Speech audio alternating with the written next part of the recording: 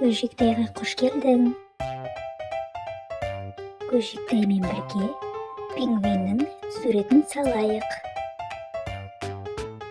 Ол үшін алдымен дәл осылай жарты шеңбер сызамыз. Одан соң жарты шеңбердің астын біріктіреміз. Шеңбердің астына жұмыртқа секілді сызық сызамыз. Екі қанаттарын сызып шығамыз.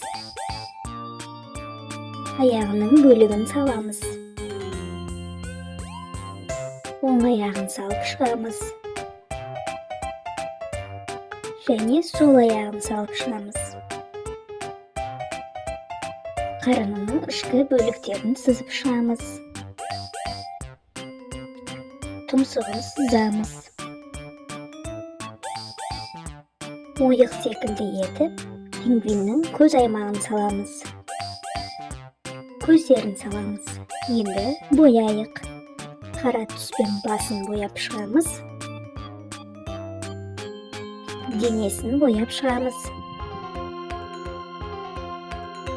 Және оң сол қанаттарының астыңғы бөліктерін бояймыз. Сұр түспен қанатының үстіңгі бөлігін бояймыз. Сұр түспен аяқ бөлігін бояймыз. Қара түспен көздерін бояп шығамыз. Қызыл сары түспен тұмсығын бояймыз. Қызғылт сары түспен оң аяғын бояймыз.